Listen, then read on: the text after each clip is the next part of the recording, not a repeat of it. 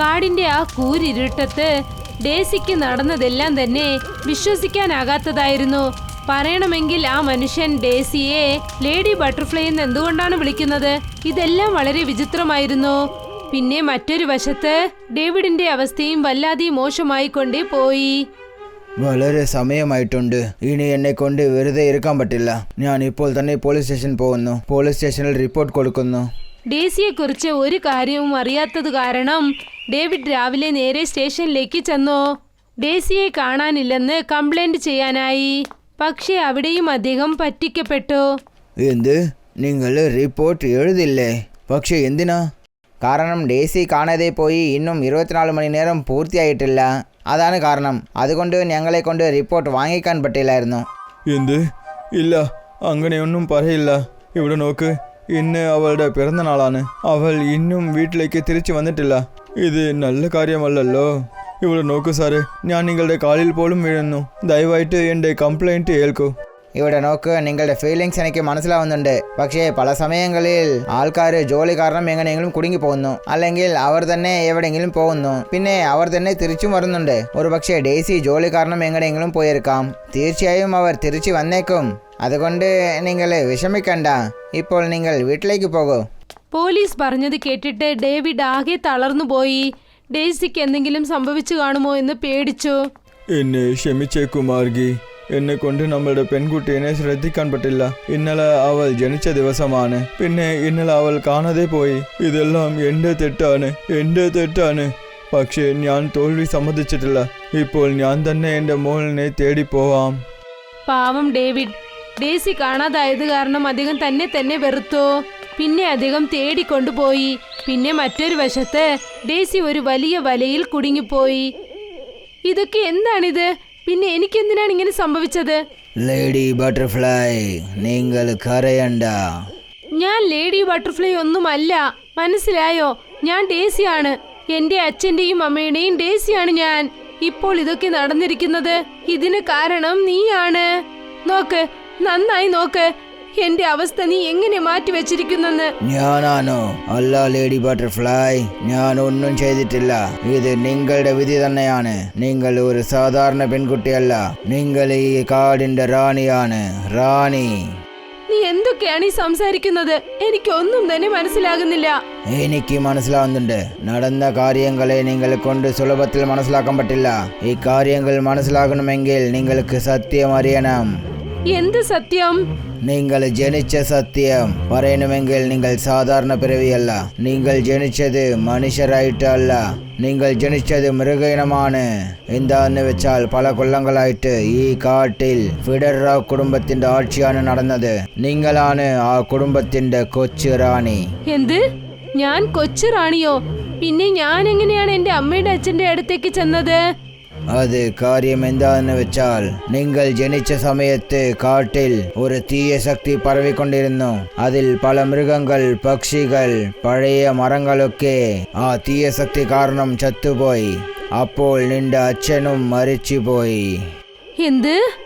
Lady butterfly, നിങ്ങളുടെ അച്ഛൻ മരിച്ചതിന് ശേഷം നിങ്ങളുടെ അമ്മ പേടിച്ചു പോയി. ആ സമയത്താണ് നിങ്ങളും ജനിച്ചത്.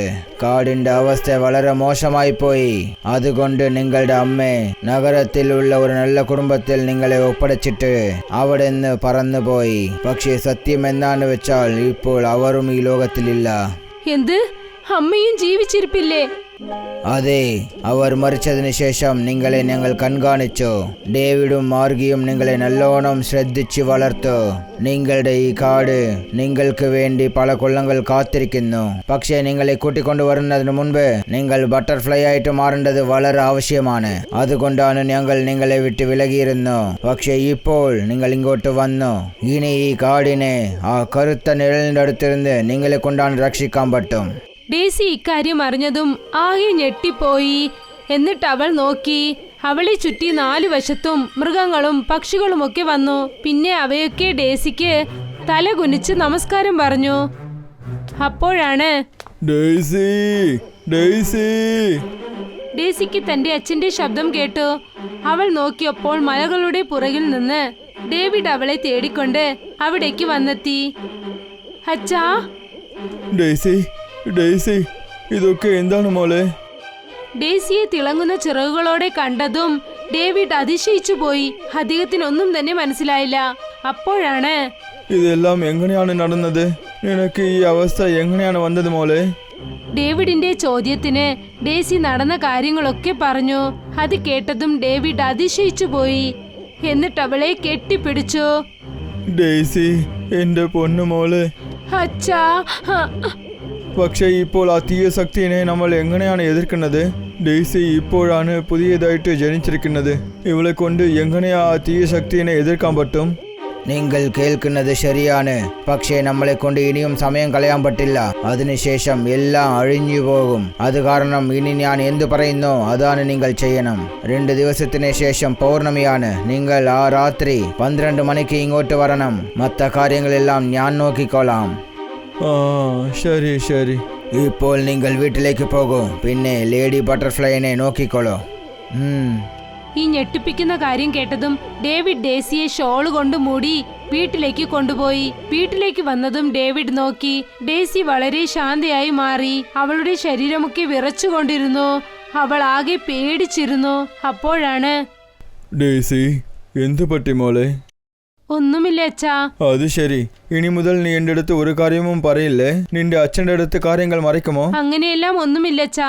അത് പിന്നെ കാര്യം എന്താണെന്നാൽ ഇതൊക്കെ എനിക്ക് പുതിയതായിരിക്കുന്നു. പിന്നെ ഇതൊക്കെ വിശ്വസിക്കാനും പറ്റുന്നില്ല. ആ ജോത്സ്യൻ ദുശക്തികളെ കുറിച്ച് എന്തൊക്കെ പറഞ്ഞോ, എനിക്ക് ആ കാട് രക്ഷിക്കാനാകുമെന്ന വിശ്വാസമില്ല. ഇപ്പോഴാണ് ഞാൻ പുതിയതായി ജനിച്ചിരിക്കുന്നത്. പിന്നെ ഇതിലെല്ലാം എനിക്കത് ചെയ്യാനാകുമെന്ന് എനിക്ക് തോന്നുന്നില്ല. നീ പറയുന്നത് നേരാണ്. പക്ഷെ ആ ജോത്സ്യൻ എന്താ പറഞ്ഞത്? അവരെല്ലാവരെയും നോക്കൊന്നു പറഞ്ഞല്ലേ, എല്ലാം ശരിയായി പോവും. എല്ലാം എത്ര നന്നായിരുന്നു അല്ലേ അച്ഛാ? നിങ്ങൾ, ഞാൻ, അമ്മ. പക്ഷെ നോക്കൂ, ചെറിയ ക്ഷണം കൊണ്ട് എല്ലാം മാറി. ഇപ്പോൾ ഞാൻ ഡേസി അല്ല, ലേഡി ബട്ടർഫ്ലൈ ആയി മാറിയിരിക്കുന്നു. ഇതൊക്കെ എനിക്ക് ആവശ്യമില്ല അച്ഛാ, ഒട്ടും തന്നെ ആവശ്യമില്ല. എനിക്ക് മനസ്സിലാവുന്നുണ്ട് മോളെ. പക്ഷേ ഇതാണ് ജീവിതമെന്ന് പറയുന്നത്. നീ തന്നെ നോക്ക്. ആ തീയ ശക്തിയുടെ അടുത്ത് നിന്ന് കാട്ടിനെ നീ തീർച്ചയായും രക്ഷിക്കും. എന്നിട്ട് നീ റാണിയാവും. ഒരു വിധേന 2 ദിവസങ്ങൾ കടന്നുപോയി. ഡേവിഡ് ഡേസിയെ രാത്രി 12 മണിക്ക് കാട്ടിലേക്ക് കൊണ്ടുപോയി. അദ്ദേഹം അവിടെ നോക്കിയപ്പോൾ ആ മനുഷ്യൻ കാട് മുഴുവൻ മെഴുകുതിരി കൊണ്ട് അലങ്കരിച്ചിരുന്നു. പിന്നെ ആ കാടിന് നടുക്ക് യാഗത്തിനുള്ള ഏർപ്പാടുകൾ നടന്നുകൊണ്ടിരുന്നു. ചേട്ടാ, ഞാൻ ഡേസിനെ കൂട്ടിക്കൊണ്ടുവന്നു. ആ ദൂതൻ അവളുടെ കയ്യിൽ മാന്ത്രിക വടി നൽകി. ലേഡി ബട്ടർഫ്ലൈ, നിങ്ങൾ ആ രക്ഷണ ചക്രത്തിൽ ചെന്നിരിക്കൂ. ആ ദൂതൻ പറഞ്ഞ ഉടനെ ഡേസി ആ വളയത്തിന് നടുക്ക് ചെന്നിരുന്നു. ഇതാ ആയുധം. ആയുധമോ? ഇതുകൊണ്ടാണ് ആ തീയ ശക്തിയെ നിങ്ങൾ അഴിക്കണം. ആയുധം നൽകിയതിനു ശേഷം ദൂതൻ മന്ത്രങ്ങൾ ജപിക്കാൻ തുടങ്ങി. Bashmavi valle, borek plak koshkuwa, viri ve masti, soro soro. Bashmavi valle, borek plak koshkuwa, viri ve masti, soro soro. Bashmavi valle, borek plak koshkuwa, viri ve masti, soro soro. അപ്പോഴാണ് പെട്ടെന്ന് ആകാശത്ത് ചന്ദ്രന്റെ രൂപം വലുതാകാൻ തുടങ്ങിയത്. കാറ്റ് തണുത്തതും പിന്നെ വേഗതയിലും വീശി. ആ കാട്ടിൽ നിന്നും വ്യത്യസ്തമായ ശബ്ദം കേട്ടു. ഇത് ഏത് ശബ്ദമാണ്? അത് വരുന്ന സമയമായി.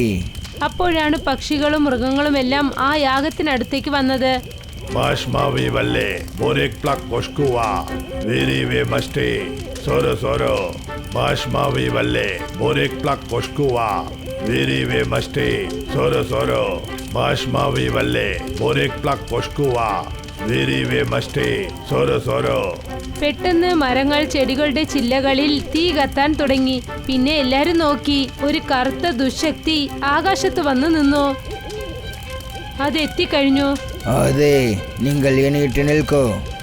ഡേസി എണീറ്റ് നിന്നു. പിന്നെ പതുക്കെ പതുക്കെ അവളുടെ ശരീരം കാറ്റത്ത് പറക്കാൻ തുടങ്ങി. ആ കറുത്ത ദുശക്തി ഡേസിയുടെ അടുത്തേക്ക് വന്നു. അപ്പോഴാണ് ലേഡി ബട്ടർഫ്ലൈ എന്നോട് ചേർന്ന് പറയൂ.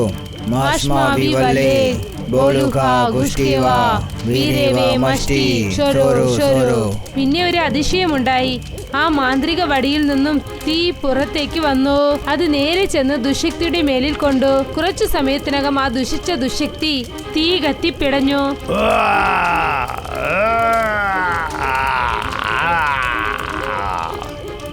ആ ദുശക്തി പിടഞ്ഞത് കണ്ട് എല്ലാരും ഞെട്ടിപ്പോയി. പിന്നെ ആ ദുശക്തി കുറച്ചു സമയത്തിനകം ചാമ്പലായി മാറി. പിന്നെ ഡേസിയും മയങ്ങി വീണു. ഡെയ്സി, പേടിക്കേണ്ട ആവശ്യമില്ല. അവൾ രാവിലെ സൂര്യൻ ഉദിക്കുമ്പോൾ കണ്ണു തുറക്കും. അപ്പോഴാണ് സൂര്യന്റെ ആദ്യ പ്രകാശം ഭൂമിയിൽ പതിച്ചത്. പിന്നെ ഡേസിയും എണീറ്റു. അച്ഛാ, ഓ ഗോഡ്, താങ്ക് ഗാഡ്, എൻ്റെ മോള് സുഖമായിട്ടുണ്ട്. പിന്നെ ഇതോടെ ഡേസിയുടെ ഈ ദേവതയുടെ കഥ സന്തോഷത്തോടെ തീരുന്നു.